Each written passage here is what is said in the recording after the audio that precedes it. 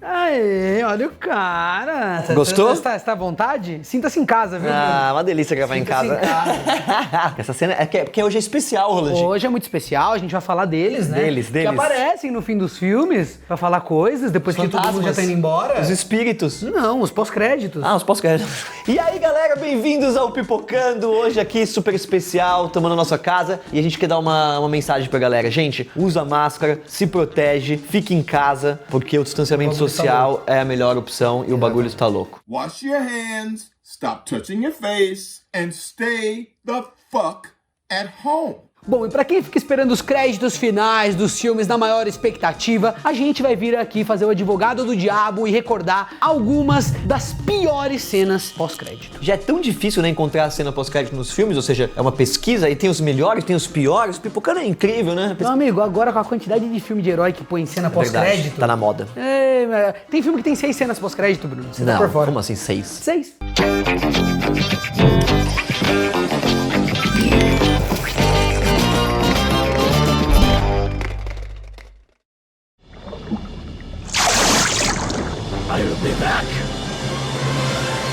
Muito antes da Marvel Studios voltar de vez com a moda das cenas pós-crédito, a adaptação em live action do He-Man de 87 já tinha tentado criar hype nos fãs com esse artifício. Mas pera, que o desenho do He-Man sempre teve cenas pós-crédito que chamava lição de moral. Falava, crianças atravessem a rua para as velhinhas e cuidem dos seus irmãozinhos Era a mais lição novos. de moral dos He-Man, não? Crianças... Às vezes é melhor você ficar quieto e deixar que as pessoas achem você um idiota do que abrir a boca e dar a elas a certeza. Pra quem não conhece, Mestres do Universo é o resultado de quando um estúdio força a barra demais e tenta misturar Star Wars com Conan o Bárbaro. Ou seja, é um filme cheio de alienígenas musculosos lutando ao lado de soldados que parecem uns Stormtrooper bizarros contra uma mão, né, com uma tanguinha ridícula e seus amigos rebeldes. É o Conan. Eu tenho a força!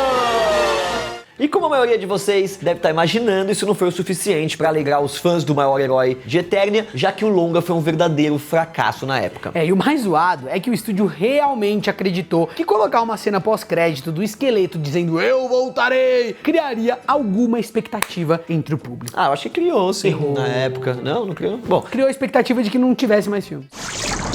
I'll be back. Só que não. de tão aleatória que foi, a cena pareceu uma tentativa desesperada de emplacar uma sequência que inclusive já estava em pré-produção, com diretores e roteiristas contratados. Como a continuação nunca aconteceu, o estúdio ele reaproveitou os figurinos e os objetos de cena que já estavam prontos pra fazer Cyborg, o dragão do futuro, com o Van Damme, cara. Ou seja, O que dava pra usar aquela futaninha? os caras cancelaram a continuação do filme e transformaram em outro filme. Ai, meu Deus, é um filme incrível. Todo mundo, ninguém nem sabe, nunca ouviu falar. Eu voltarei e não voltou nunca. Eu não vou mais voltar, não vou voltar.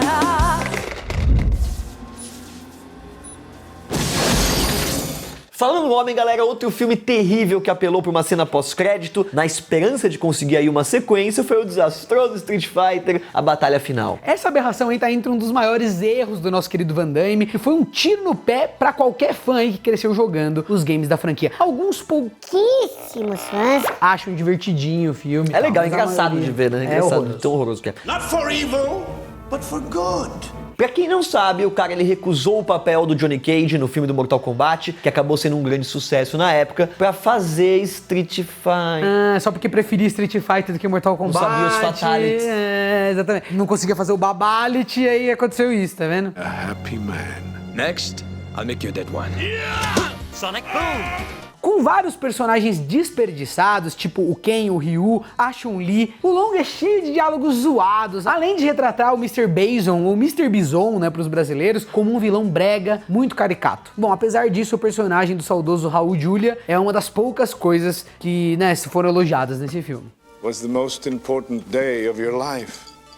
But for me, it was Tuesday. Bom, e a cena pós-crédito consegue ser tão ruim quanto o filme inteiro, com o antagonista ressuscitando do nada e aquela mãozinha se erguendo de um jeito bem clichê de que mortos-vivos fazem, né? Exatamente. Sem falar, galera, que ninguém queria ver esse reply aí de dominação global do vilão, mas felizmente ficou só nessa cena mesmo. O segundo filme nunca saiu do papel e os fãs puderam dormir em paz. Lixo. A video game based on your many adventures. What would you call it? Bom, só que antes de Street Fighter, Super Mario Bros. Entrou pra história como a primeira adaptação live action de um game, mas também como uma das piores coisas já produzidas, aqueles encanadores horrorosos. Ó, de Goomba com cabecinha de ervilha a um Yoshi que parecia ser mais um Velociraptor bizarro, esse filme ele é tão ruim que os próprios atores se envergonham dele até hoje, né? Se é vergonha de ter atuado, falam abertamente sobre isso. Eu acho um clássico. Um clássico. I got 2 words for you. Impossible. Além disso, galera, tem um monte de outras bizarrices, né? Mas tem uma cena pós-crédito que vale aqui entrar na lista, que ela tenta fazer uma piadinha com os games, quase como uma metalinguagem. Mas o problema é que ela é uma meta merda. É uma merda linguagem. É uma merda a linguagem. O problema é que ela não tem a menor graça, galera, já que são só tipo uns capanga do presidente Koopa sugerindo nomes pra um jogo de videogame baseado na vida deles. The Super Koopa Cousins. E por mais horrível que o filme fosse, uma referência ou um easter egg a Mario Kart ou até mesmo ao Donkey Kong teria deixado a cena pós-crédito um pouco mais interessante, não é? Com certeza. I believe it. You do? I believe.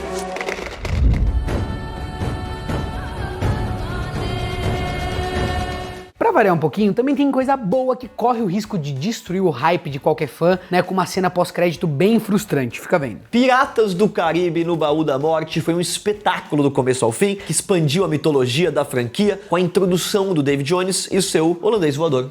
It's the Flying Dutchman!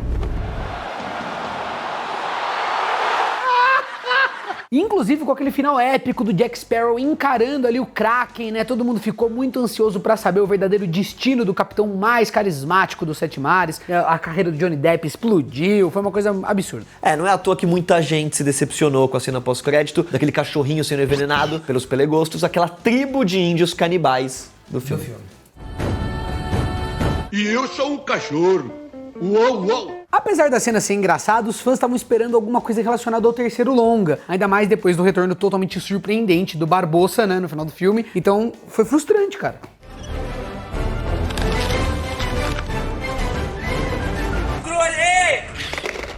Colonel William Stryker? Yes. You're wanted for questioning in connection with the death of General Munson. Um dos piores filmes de herói de todos os tempos, tinha que ter cena pós-crédito, tão ruim quanto o filme, e é claro que a gente tá falando aqui de X-Men Origins Wolverine. Ó, como se todas as garras em CGI tosquíssimas e as sequências de ação over the top não fossem ali o suficiente, a Fox achou que colocar 2 cenas pós-crédito totalmente aleatórias deixariam a obra melhor. Obra-prima. Oi, pai. A primeira delas simplesmente mostra o Stryker hipnotizado, caminhando sem rumo e nada mais. Não faz nenhuma ligação, né, com outro filme ou tem algum propósito. Não quer dizer nada essa cena. Aí, quando você acha que não tem como se decepcionar mais, o longa te dá de presente uma segunda cena, pra lá de inútil, do Logan tomando um shot de whisky. Muito importante. Muito importante. Além dessas, o filme ainda tem uma cena pós-crédito alternativa que mostra o Baraka, ou melhor, aquele Deadpool zoado, pegando a própria cabeça decapitada. Eu acho que os produtores foram dando ideia, todo mundo vai dando ideia de pós-crédito. Põe. E se ele tiver, pô, ele tá triste, acabou o filme, põe ele bebendo uma vodka. Põe, acrescenta. No, God! Bom, o curioso é que essa cena ficou tão famosa na internet que ela acabou sendo incluída na versão do Disney Plus, né, pra substituir a cena do Logan tomando uísque, porque pelo menos é mais interessante, né? Interesting. I drifted. Where did I lose you? Não sei. Entre as piores cenas pós-crédito, é claro que de um jeito ou de outro a gente ia acabar falando de algum do universo cinematográfico da Marvel, porque são tantas, às vezes mais de 1, 2, 3 por filme. Senão vão nos acusar, né, de estar fazendo preferência. Tem que falar. Bom, o polêmico Homem de Ferro 3 divide opiniões até hoje, enquanto alguns fãs amam o plot twist, outros dizem que foi uma enganação e um desrespeito ao vilão Mandarim. Fomos enganados, Serginho, fomos enganados! Mas no fim do dia, todo mundo concorda que foi uma decepção total aquela cena pós-crédito do Tony Stark falando sobre os seus traumas do passado pro Bruce Banner, uma cena totalmente desnecessária. Isso porque depois da breve aparição do Thanos em Vingadores, os fãs esperavam, né, uma ceninha que desse alguma dica sobre o futuro dos heróis mais poderosos da Terra. E aí, pra piorar, essa cena nem acrescentou nada, justamente por não ter nenhum propósito narrativo, não tem uma relação, né, entre o Tony e o Bruce, tá ali só pra forçar mesmo uma barra, uma piadinha totalmente sem graça, então, não sei, podia ter sido um negócio mais bem feito. Eu até que gostei dessa. É. Não, tô mentindo. Oh, God, my original wound. 1983. Diferente da cena do Howard o Pato em Guardiões da Galáxia, ou do Capitão em De Volta ao Lar, que apesar de não expandirem o universo, combinam com o tom de trollagem dos filmes. Essa aí não teve nada a ver, né? E como já dizia o Steve Rogers, a paciência é uma característica valiosa, que pode ser a chave para a vitória e que às vezes pode te fazer esperar por coisas bem decepcionantes. É verdade. Sometimes patience is the key to victory. Sometimes it leads to very little.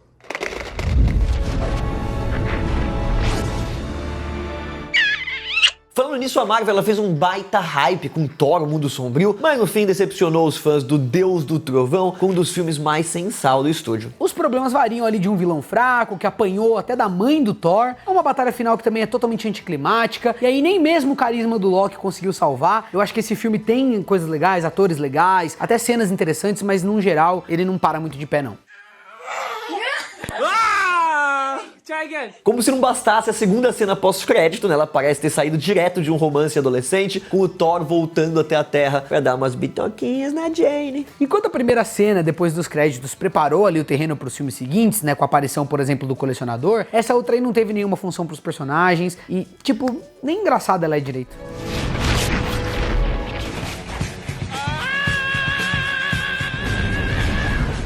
Até porque o romance entre o Thor e a Jane foi completamente ignorado depois de Vingadores Era de Ultron, o que deixa toda essa cena ainda mais desnecessária. Aliás, essa cena foi uma refilmagem de última hora e pra isso eles chamaram a esposa do Chris Hemsworth pra gravar a cena do beijo, porque a Natalie Portman já tava trabalhando em outro filme, falando, não vou voltar pra dar bitoca, e pegaram a esposa do cara. Pô, que safe. Tessa, don't do the finger. Put it down. Bom, apesar da polêmica de After romantizar um relacionamento abusivo, a bufunfa falou mais alto e os produtores lançaram a sequência After Depois da Verdade. Mas o filme já chama After, né? After, Depois da Verdade. Mas como o assunto é outro, o romance, além de escorregar nos conceitos básicos de uma estrutura narrativa, ele falha também miseravelmente em uma simples cena pós-crédito, galera. É verdade. Pra você que não quer perder tempo vendo isso, a cena mostra o Trevor ensaiando umas cantadas na frente do espelho, como se ele estivesse chamando a Tissa pra um date. Do you like to go on dates? Because I don't, but I will. O problema é que o Trevor é interpretado pelo Darren Sprouse, que é o crush de várias garotas aí mundo afora, deixando essa cena ainda mais constrangedora. Sem falar que justamente por causa dessa pinta de galã do ator, não dá pra convencer ninguém que o personagem agiria como um adolescente desajustado, né? Tessa, that's so creepy. Espero que vocês tenham gostado, meus amigos. Este vídeo não tem cena pós-crédito, a gente vai falar tudo agora mesmo. Deixa o seu like, compartilha com as pessoas. É isso aí, e continua assistindo porque terminando esse já vem outro. Fica aí. Tia, só tô vendo.